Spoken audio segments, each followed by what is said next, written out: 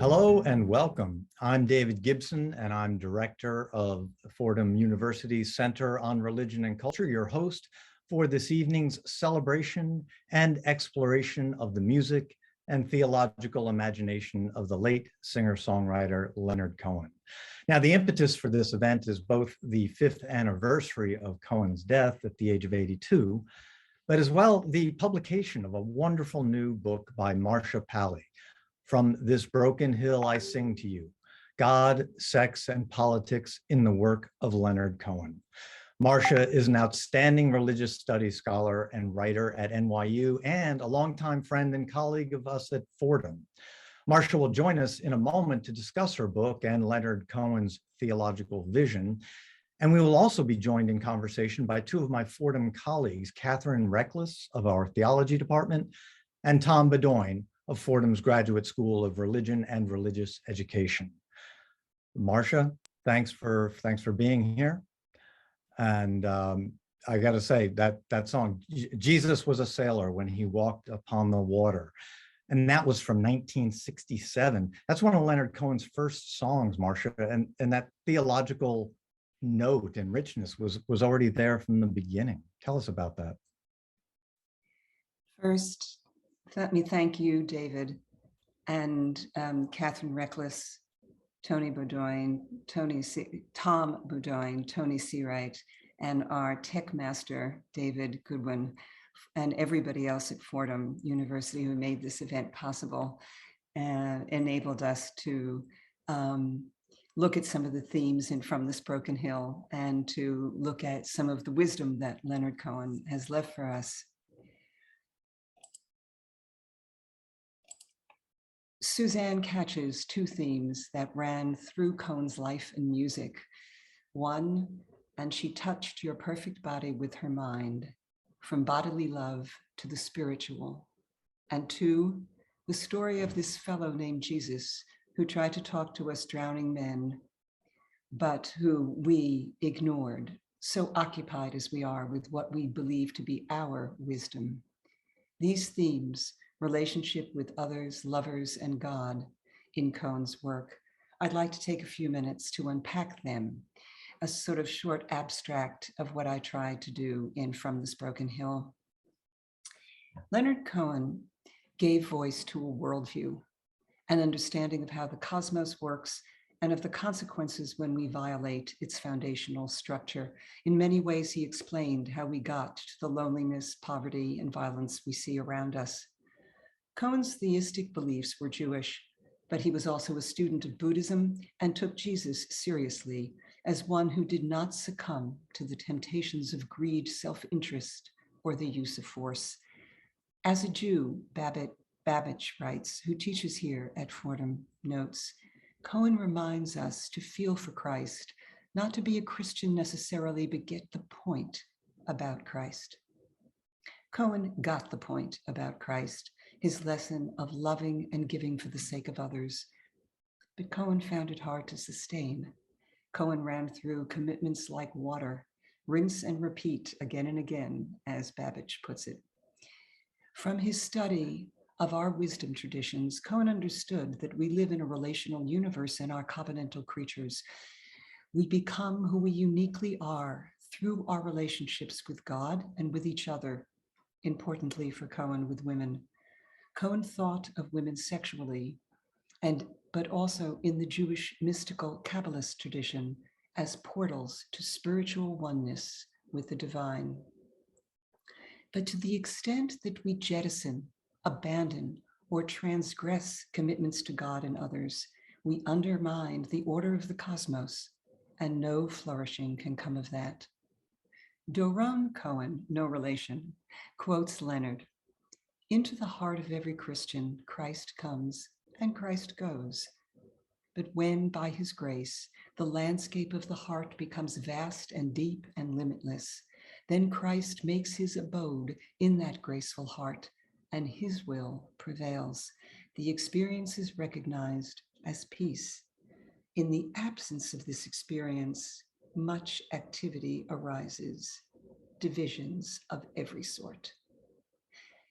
It was the absence of the experience and the divisions of every sort That was Cohen's struggle. For Cohen, connectedness with God and among persons are of a piece, inseparable. You don't get one without the other. I'd like to take a few lines from his works to illustrate. Early in his career, he expressed our foundational connection with others this way. From Please Don't Pass Me By, 1973. I brushed up against the man in front of me. I felt a cardboard placard at his back. It said, "Please don't pass me by. I am blind, but you can see. I've been blinded totally. Please don't pass me by."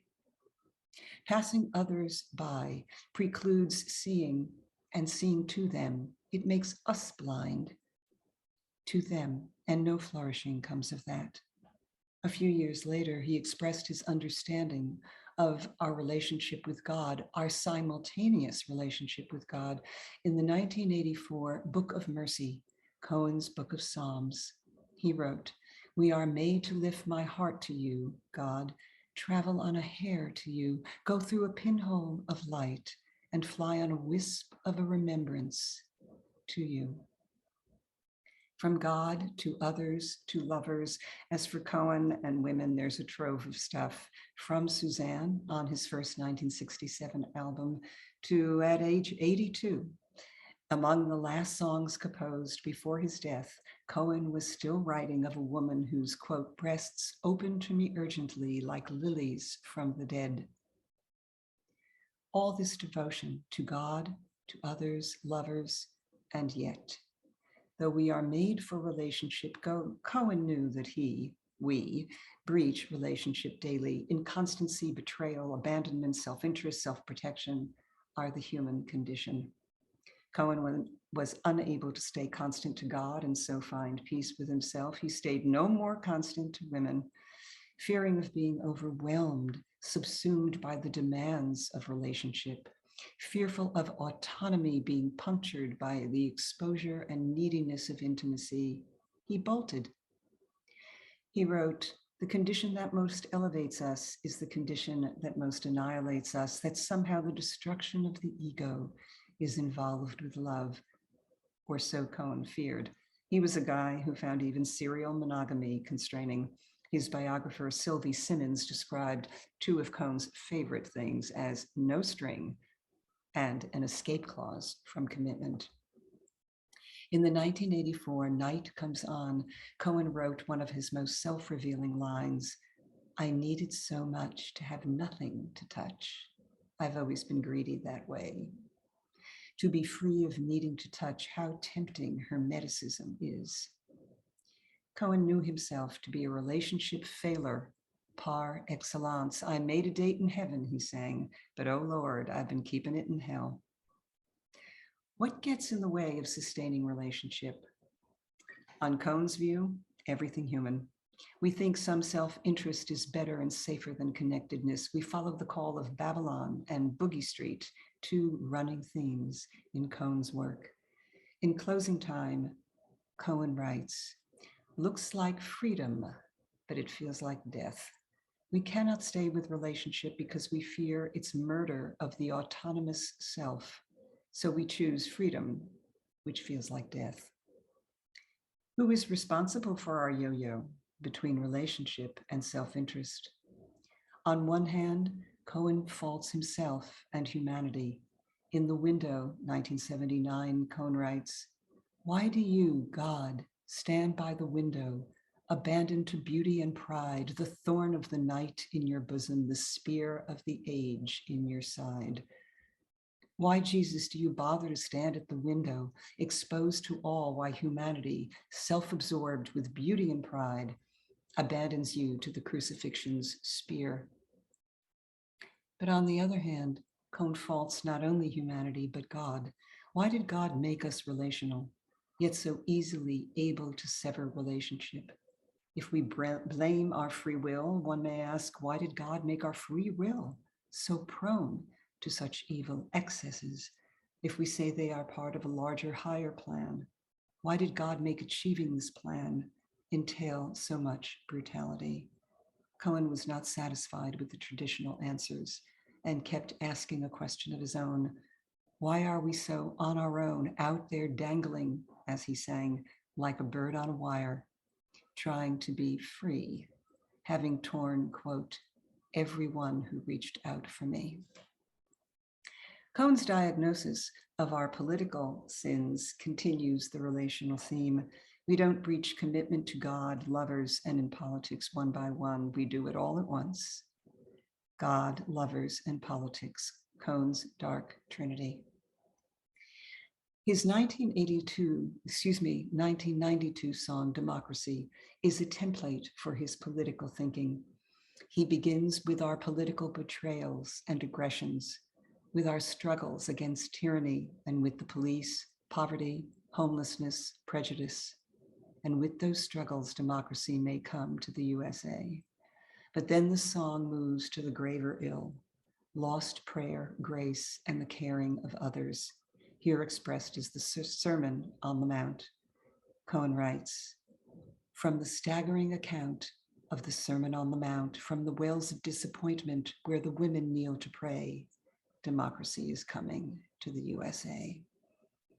The political covenant of democracy will emerge from the covenants preached in Jesus's sermon and remembered in prayer. But if we betray and ignore these bonds, little remains to hold the world together, and that's how we get to the divisions of every sort that Cohen wrote about, to the abandonment, self-absorption, and violence we see. At the end of his life, Cohen came to no tidy conclusions. He wrote still of loving women and leaving them. Quote, she was walking back and forth, and I was passing through. He wrote also an anger at God.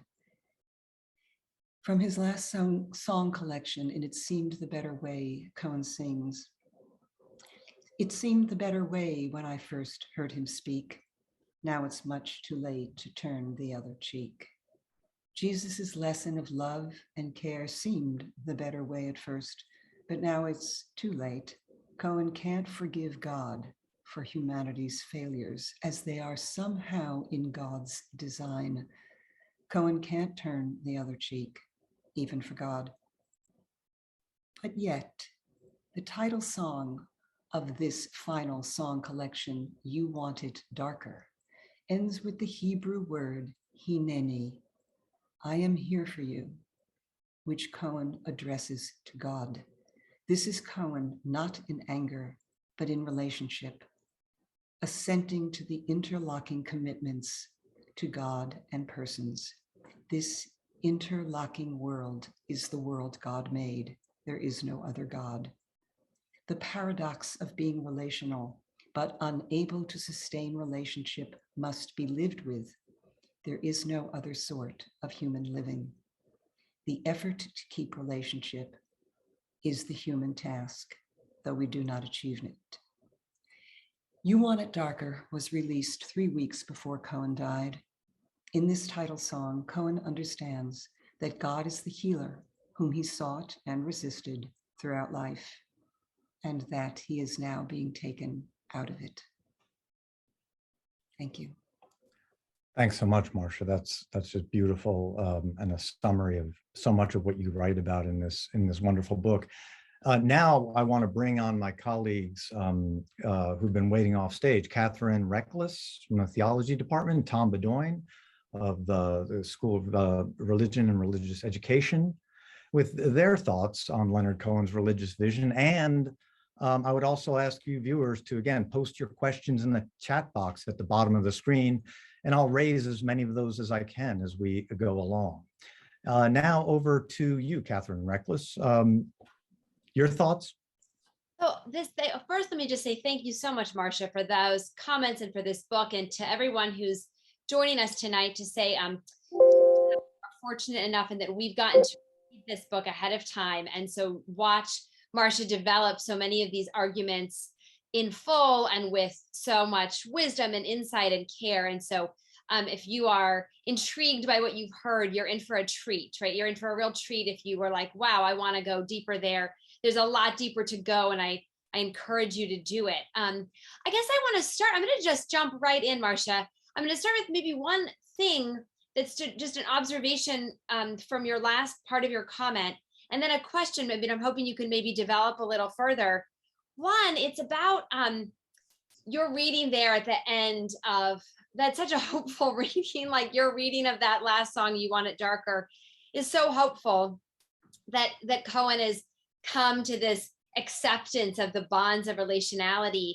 That song still strikes me as so dark, and like he's just so angry, and really this, like he's just still his masculine posture of almost like that I'm here for you is like a duel, like a challenge, like Job, like, all right, fine, finally we're gonna meet, finally we're gonna have it out, we'll see what you have to give. So it doesn't, I mean, I think there is relation there. It's like he's not giving up. He's like, let's meet face to face and wrestle this out. But the song is basically like just is, to me, one of his angriest songs to God, one of his angriest God songs. But I'm thinking, so I want to hear about that. But what really got me thinking was that to me, that's like this, still this super masculine Cohen, this I'm not going to breach the barriers of myself, right? I want to duke it out with God. And I wanted that really what I want to hear you talk about is tell us more about this vexed relationship with women.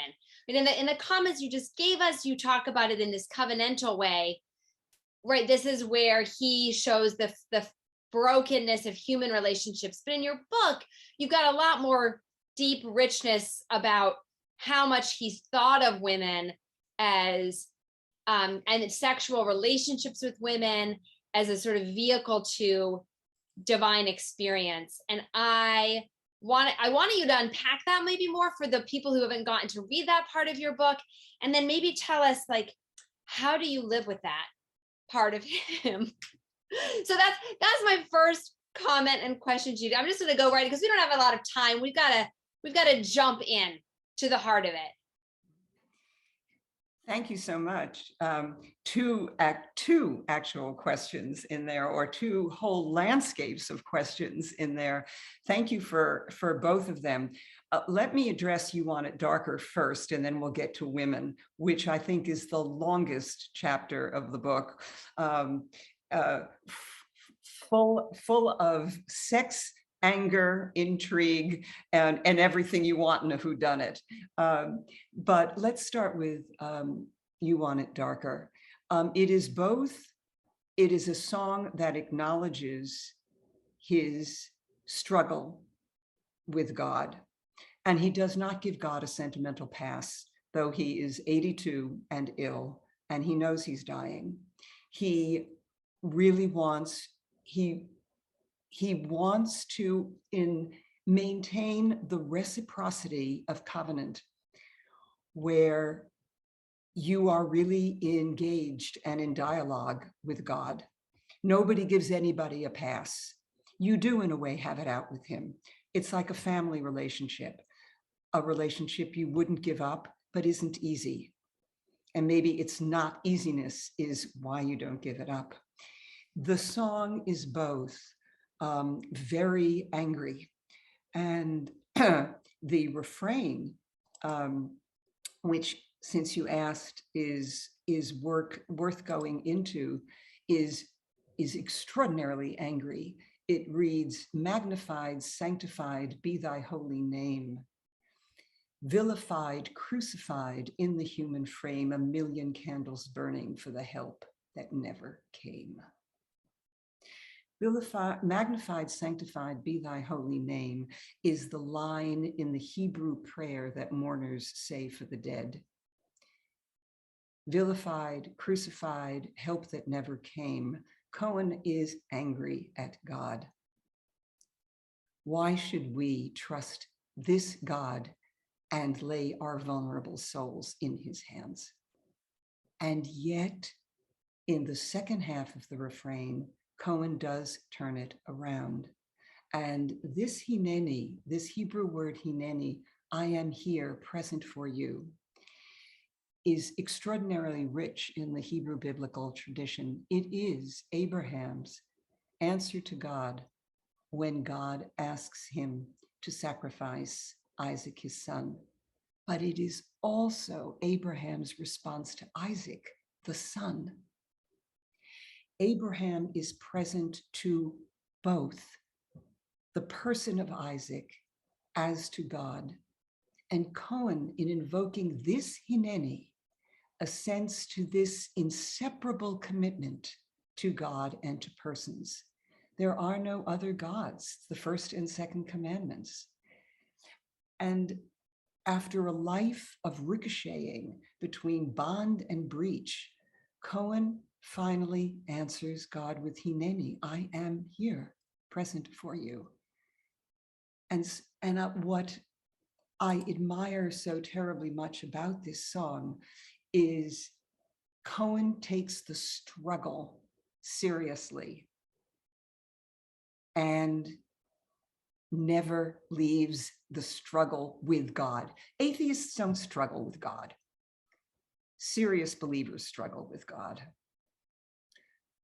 And Cohen sticks with it, both parts of it. His faults, his anger at God, and his acknowledgement and acceptance of his relationship and dependence on God. To the second landscape that you pointed to, Cohen and women.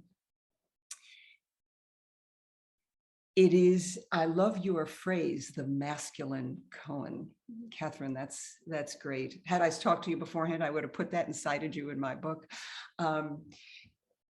Cohen gives voice to fears that are found around the world about relationships among all persons, but in our culture, particularly men. Cohen was afraid both that women wouldn't give him access, and he writes in a very early work, "You stand there so nice in your blizzard of ice. Won't you please let me into the storm?"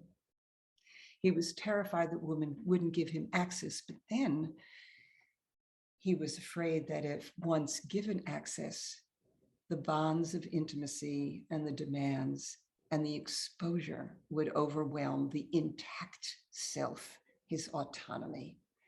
And he wrote a great deal about that and could be very, very nasty about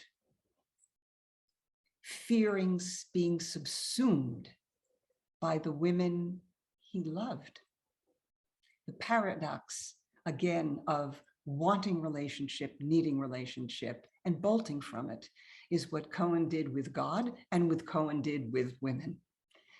This strikes me, it's so much about the art, the debates we're having about the art and the artists these days, with people who do things whose work we love and whose behavior we don't always love.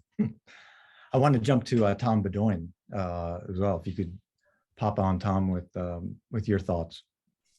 Thank you, David. And what a great opening exchange. I too wanted to go further on what Catherine called the masculine, I might call the masculinist posture.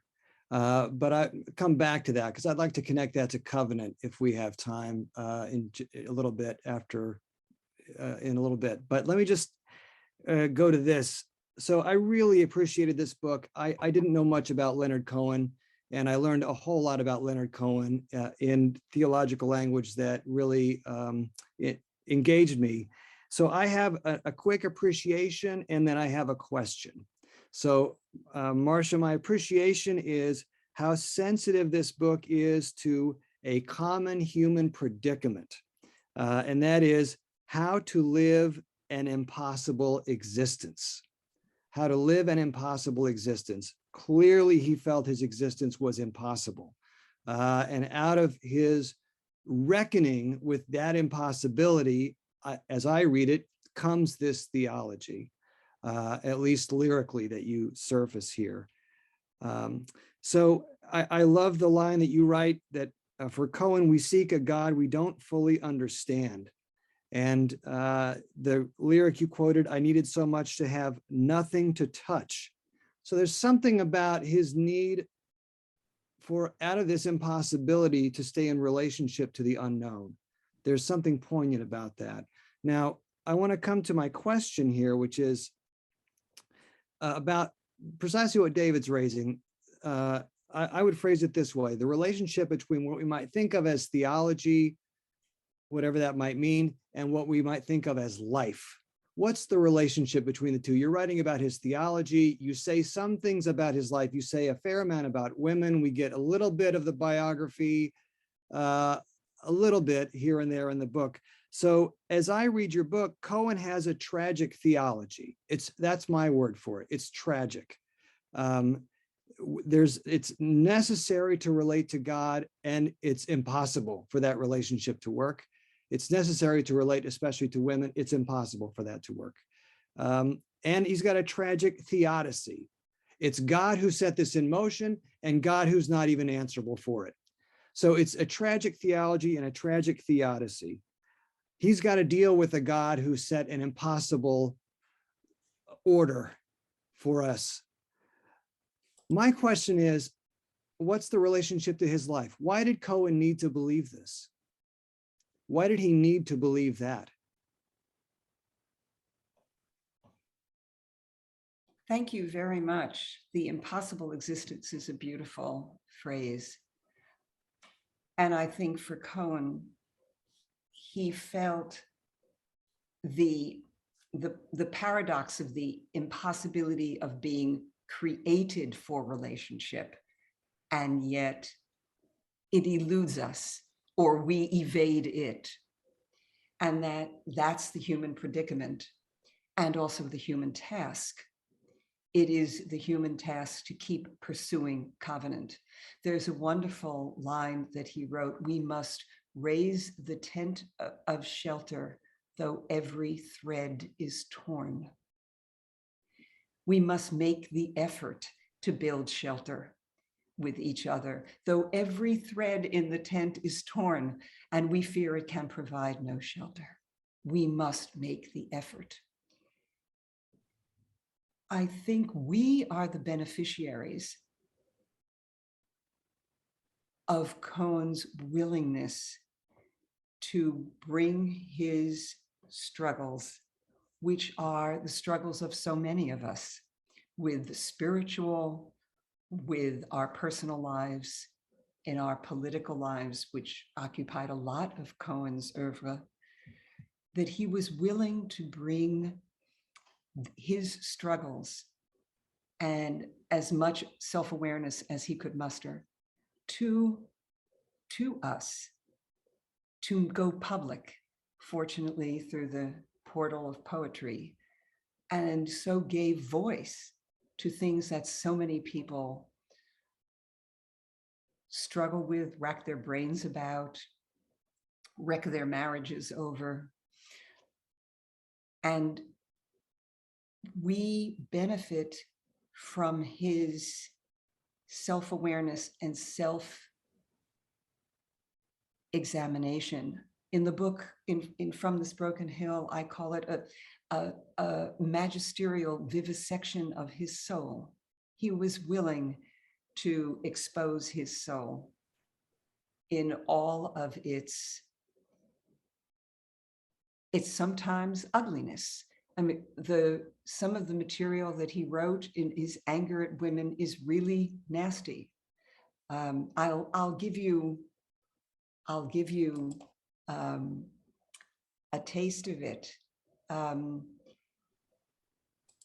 There are, oh, don't you know, he's addressing a woman, there are so many easy one-night stands. Do you want to be the ditch around the tower? Now that's very nasty. And he was willing to write about it and sing about it. And I think that's why he moved so many people, because his struggles are so present to so many people, including the political, not only what we do to each other, but how we self-delude and not get involved.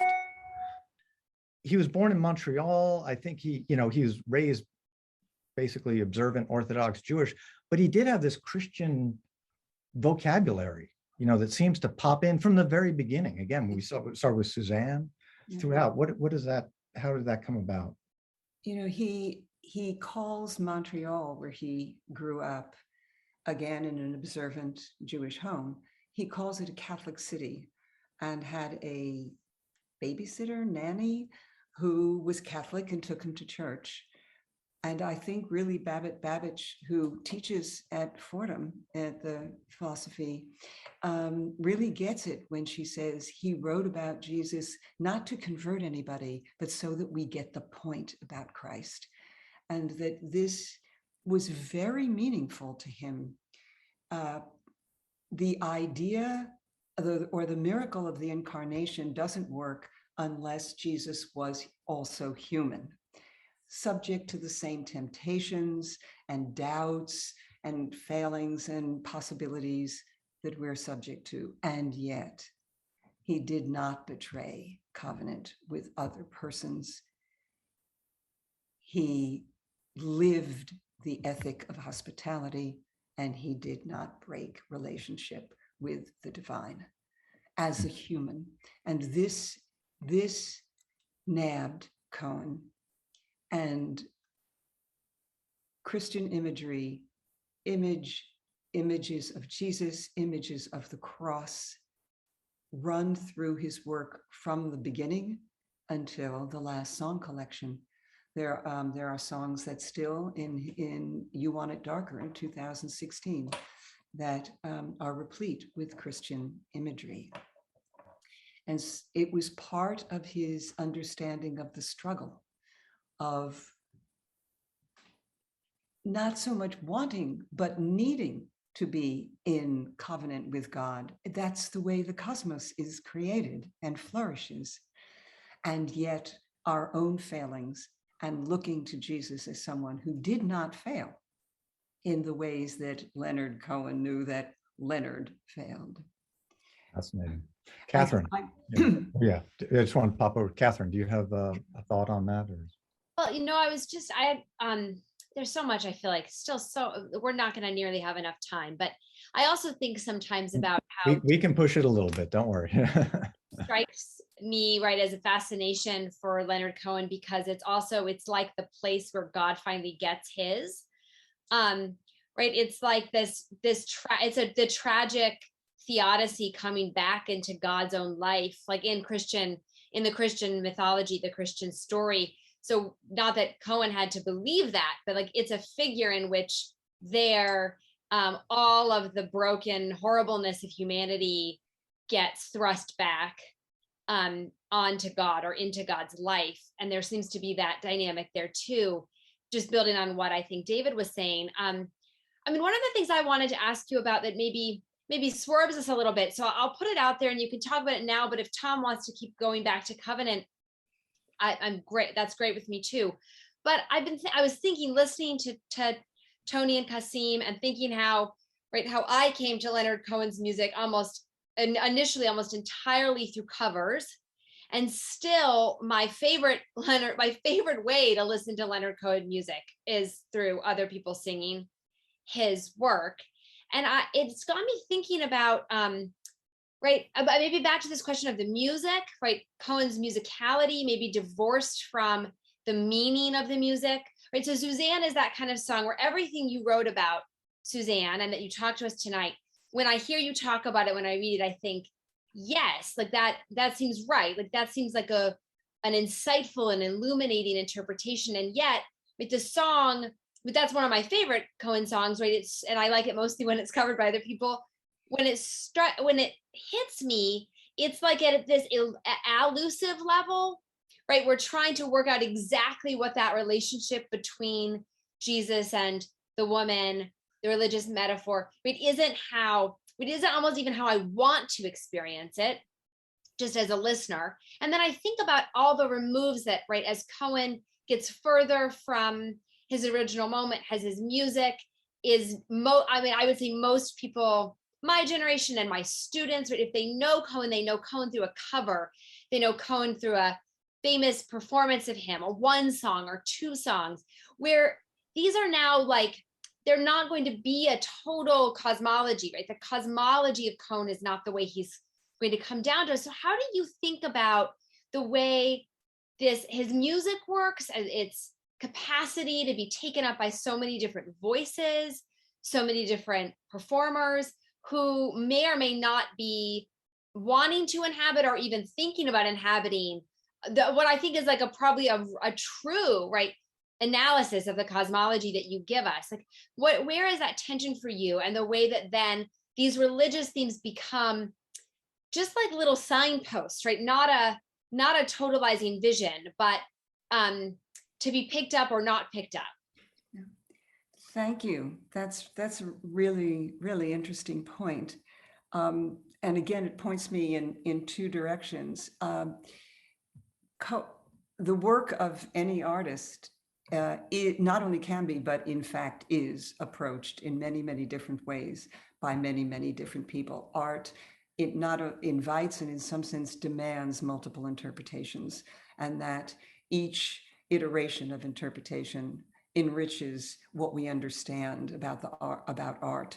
And as we also know, artists channel many things they're not aware of in their work, so that biography is not art. And there is a biographical sketch in From This Broken Hill, but it's not a biography. If you want sex, drugs, and rock and roll, read Sylvie Simmons' excellent biography on him. But what I was trying to do was what your second part of your remarks, Catherine, was to sketch out the cosmology. Not everybody who is drawn to Cohen is drawn to an overarching cosmology or theology or theodicy.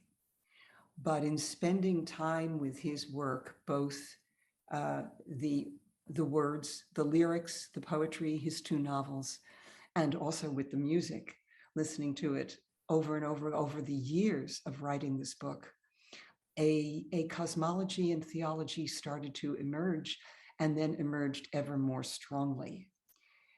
So what I tried to do in this book is sketch that out for people who may come to Cohen in a wide variety of ways. And one thing I'd like to add is that Cohen purposely used imagery that could be read as talking to God, and simultaneously could be read as Cohen talking to a woman, a lover. His work is full of this doubled imagery, and there are two kinds. One we see in Suzanne, that you've also mentioned again, where the images are sort of interweave. Woman, God, they kind of interweave each other. They're separate, but they interweave. And there's another poetic technique that he uses, which is to use language, which is, if you read the line one way, it could be a conversation, even a fight with God, or it could be a conversation or a fight or a passionate embrace with a woman. And that's also something I tried to bring out in From This Broken Hill, so that people who come to Cohen, be it from the music or from a cover, however they get there, they can learn a little bit more about this wonderfully textured and layered imagery that has maybe two or more images going on at the same time. And with any luck, I've done some of that so that other people can hear more in the poetry and in the music than at first blush. Sounds like Song of Solomon to me, as much as anything, which hasn't been raised yet. I want to go to Tom Bedoin as well with a question. Thanks, David. So, Marcia, your response to Catherine's great question got me thinking about finding this more in the music that you're talking about. And you began to describe, so I want to ask two questions, but I'm going to ask them very briefly and then let you elaborate. You began to give us something we don't get in the book, which is a little bit about your fan practices, your listening practices, and the role of Marcia Pally in the construction of Leonard Cohen's theology. So I'm interested to know more about that. And you described this as a long simmering relationship you have with the, I don't know, the CDs or the records or the digital or whatever your practice is. And so how does one go about constructing a cosmology for an artist? That's not something everyone does, as Catherine is saying. So there's something about your own creativity here in generating this theology. It's not just Cohen's theology, it's Pally's theology as well, I think. And then my other question is, in a book that is at least broaches the question of misogyny, and a lot of very, disturbing, upsetting images about misogyny that start to come through in the book. I was surprised that there's no discussion of Jewish feminism in this book at all. And the presentation of the covenant doesn't talk about Jewish feminist theological critique of covenant. And the androcentric character of covenant scriptures. So I'm just wondering if you want to talk about that too. Thank you. That's a lot of stuff. I'll try to address it. Maybe I'll start from the end. I didn't include a Jewish feminist critique or a Christian feminist critique of theology or of covenant, or of the ancient depictions of the divine as male, etc., the language, because I wanted to stay within the framework of Cohen's work and not construct a theology, but uncover a theology that was there in Cohen's work. Every author brings their lens to interpretation. It's impossible not to. But I did not start, and thank you for asking about process, but I didn't start with a theology that I was hell-bent on finding in Cohen. I started actually with a course that I was invited to team teach in the theology department at Humboldt University, where I teach one semester a year on Cohen. And so I began to research and read Cohen in a way that I hadn't when I was simply listening to him and having that experience that Catherine described so well. And it was through reading him that I started to see, and this is what studying is about. You see things you didn't first see, and you start to see patterns and themes repeating themselves, both with women and in politics and with God. And actually that for Cohen, the struggles with women and the human struggles in politics are in a way a subset of the struggle with God, Bond and Bolt. So that the process was not top down in some sense, where I had a theology that I wanted to find, or but really sort of grassroots, bottom up, this kind of seeped up from the lyrics and the poetry. I don't think Cohen is misogynist. As Pamela Ahrens wrote, that Cohen's writings on women could only be done by one who loves its every form, womanhood's every form. Cohen was not only desirous of the women, but very needful, and in a way committed to that need. And yet, paradoxically, and this is the paradox that he allowed us to see, feared loss of control. We hear it in Sisters of Mercy, you who must leave everything that you cannot control. Cohen knows that all too well, whether he fears women are going to control him by not letting him have access, or they're going to control him once they give him access. But I don't think I wouldn't use the word misogynist. I think Cohen was far too aware of his struggles in this area. I also want to say that at the end of his life, in his 70s, he said he saw something that he couldn't see earlier. And he said this too for us, for our benefit. He said, until I was 65, I saw all kinds of women, but I never saw the woman standing there. He saw the icon, the woman he desired and feared, the woman he was together with and feared being subsumed by, but he didn't see the person. And he then became aware of this and wrote about this as well. I think his struggle with women was too sincere for all of his very nasty writing at times to simply call it misogyny.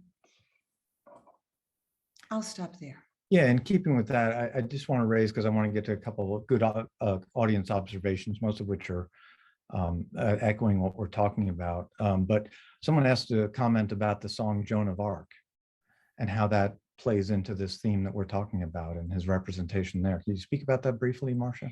Thank you so much for asking about that. Very few people know that song, and it's a song that I like a great deal. And it is about the relationship of Joan of Arc with the flames that engulf her.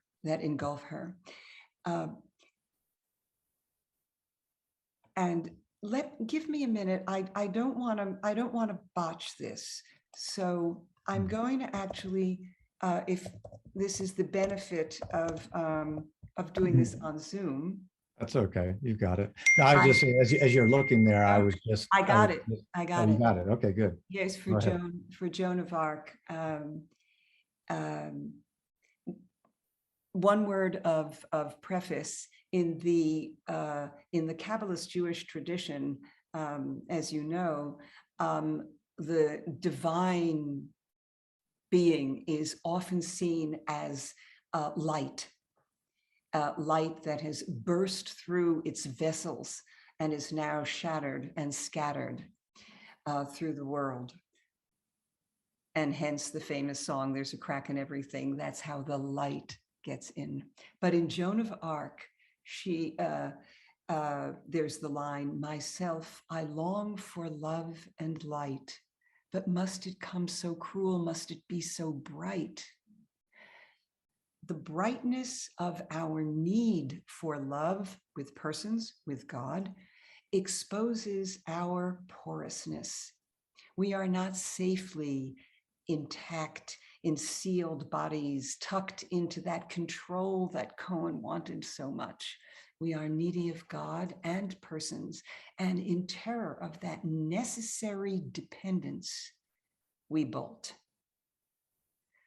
And Joan of Arc is a tribute to that paradox and fear and struggle that shows up so often in Cohen's work. But thank you so much for raising Joan of Arc. No, so our audience, some good questions. I want to flip to, when we're wrapping up on our time, I want to flip to Catherine Reckless for one last question, Catherine, if you like. But I just do want to make a comment as well that, so much, and we all deal with the issue of, disaffiliation from religious traditions, something that Cohen was raised in so much. And in a way, reading him and this whole discussion is almost like a religious education. I mean, I'm just so aware that when you read Cohen, when you listen to the music, it forces you to explore these things, these themes, and these quotations, these citations that we're talking about. And it just, I guess I wonder how the public has perceived Cohen over the years. Do they perceive him as a religious writer in some ways, or is it just ballads and anthems and various things that are cool music, in the coffee house? I'm going to pop in quickly, and then we can go back to Catherine, as you said you wanted to. The song Anthem is a deeply religious song, right? People get that. Yes. So Of course, I can't answer the question of how Cohen has been heard and received, but I will say that, you know, it's at the end of his life from about 2008-9 to about 2013, he did a series of world tours. And if you go on YouTube, a lot of the clips that you'll find of Cohen singing are from various locations on that world tour. When it is clear that he is a spiritual and religious leader, soothsayer, man of wisdom. At those concerts are spiritual events. There are commentators and interviewers who started saying this about Cohen by the 1980s, but it's very, very clear in the last decade of his life. There was something that Tom mentioned about theology and life that I want to say, which is, I'm sorry, I didn't get to it before. What's the relationship with theology and life? Gee, I hope they're not separate. This is something I discuss with my theology students at Humboldt University, who are in the theology department studying to get theology degrees. And one of the things I talk about is that you learn theology because it's supposed to affect the way you live, not just to get the grade or the credential. Catherine, do you have a quick comment or question? My last will be really, really straightforward. It's simply to ask you what, you can do it either way. What is your favorite Cohen song? Because like Tom, I wanted to hear more of your own passionate fandom or attachment to the artist. So your favorite, if you have one overall, or maybe what was the first Cohen song that you heard that sparked your love, right? Long before you figured out that there was a cosmology there. Thank you. I mean, it's very flattering that somebody's interested in my favorite song, but thank you. I can't say that I have a favorite song, because every time I think I have a favorite song, then another song pops up and says, no, I'm your favorite. But I came to Cohen as a young girl. And I'll tell you what drew me to him then, which is very naive, of course, in the best fresh sense of the meaning of the word. I understood that this was a songwriter who I didn't understand. Unlike the kind of pop, rock, whatever else I was listening to at that age, I understood that I didn't understand him, and that I would have to read a lot more and live a lot more before I did. Thanks so much, Marcia, and really a chance, and I recommend to everybody Marcia's new book, From This Broken Hill I Sing to You, God, Sex, and Politics in the Work of Leonard Cohen. We got a lot of God and some sex, not as much politics, but definitely buy this book and you'll get more of that. But again, it really, like with the song Hallelujah, is a chance to revisit somebody perhaps for the first time, to paraphrase Eliot, that we thought we had known. So thanks to you all for joining us. This concludes our programming at the Center on Religion and Culture for 2021. Well, we will be back in the new year with more events. Check out our website for more information on upcoming programs and to support our work with your generous donations. Go to fordham.edu/CRC, or you can just Google the Center on Religion and Culture.